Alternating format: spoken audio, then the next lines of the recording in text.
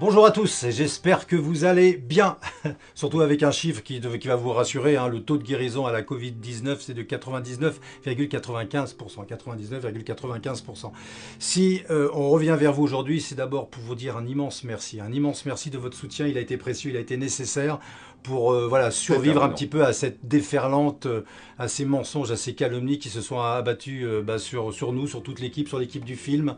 Merci à vous tous, public. Merci ma petite équipe qui est derrière avec une perche, avec deux caméras qui, eux, ont tenu le choc. Merci à toi, Christophe, parce que j'ai senti derrière qu'il me permettait de rester un petit peu debout pour essuyer toutes ces critiques aussi malsaines que complètement injustifiées. Et déplacé. Je voudrais remercier aussi, évidemment, l'ensemble de nos participants qui Ah, sont restés à la fois solidaires, qui sont restés bien évidemment derrière nous. Et si nous avons eu malheureusement 2 défections, Pierrot, écoute, sans doute c'est par la pression. je pense que c'est juste qu'elles n'ont pas pu supporter le choc, parce que le choc a été violent, si vous ne pouvez pas imaginer. L'argument du complotisme, cet anathème jeté sur tous les personnages du film, on comprend qu'il y a effectivement deux personnages, et il n'y en a que deux. C'est quand même intéressant de voir que la seule question qu'il faudrait se poser, c'est comment ben, tous les autres sont restés solidaires d'un film qui ne voulait couvrir le débat. Assurément. Et j'en profite pour remercier notre conseil, Ah, Carlo merci. Alberto Brusa. Merci, Carlo. Merci à toi et à toute ton équipe qui nous a redonné sans doute beaucoup de motivation. Et puis, Pas été simple. je voudrais aussi profiter de cette petite tribune pour évoquer le cas de notre ami le professeur Perron, qui en ce moment subit les foudres à la fois de la PHP, mais de la presse également. Et donc, il est en train d'être quelque peu cloué au pilori, alors que c'est quand même à la fois un C'est un homme grand bonhomme. remarquable. Alors oui, on va revenir deux mots sur cette campagne de calomnie qui a été juste monstrueuse. Ça émane de gens qui sont censés normalement défendre la liberté d'expression. Là, ils l'ont pas défendu, ils l'ont flingué.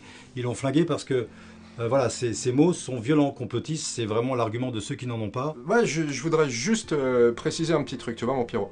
C'est que on nous traite de complotistes. À la base, tu vois, bon, Socrate, Cicéron, de mon point de vue, c'est aussi, il me semble, la définition du dictionnaire, complotiste, c'est celui qui révèle un complot. Ok.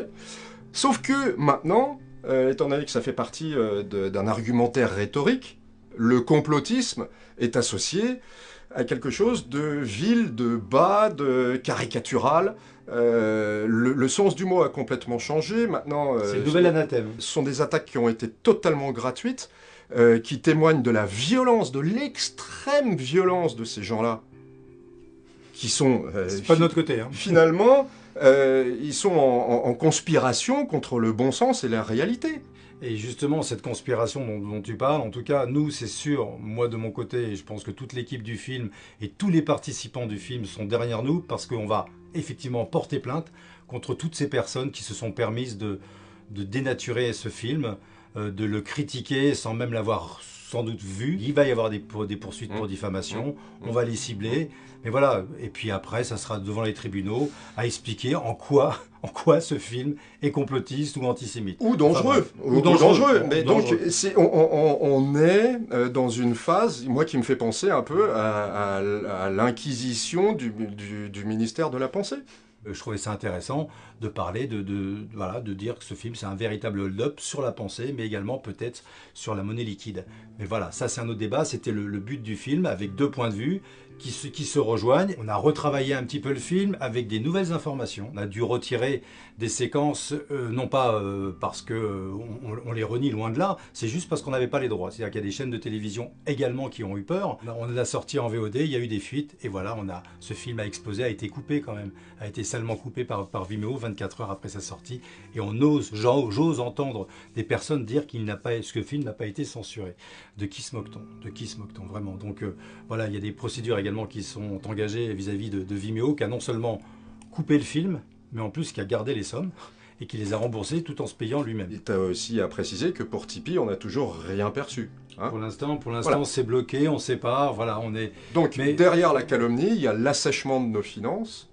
Pour, à ton avis, c'est pourquoi? C'est pour nous faire renoncer? Est-ce que tu penses qu'on va renoncer? On pourrait évidemment évoquer le rapport de l'Assemblée qui pointe de façon très critique la politique du gouvernement.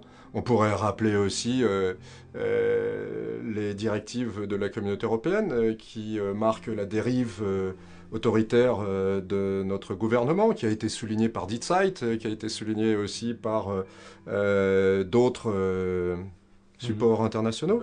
Voilà, le monsieur du Hold Up 2, je pense qu'il est à mes côtés. Et dans le 2, ben, on ira beaucoup plus en profondeur sur ce qu'est le vivant, sur ce qu'est un virus, que sont les bactéries, comment tout ça, ça se produit. Donc on répète, on résume.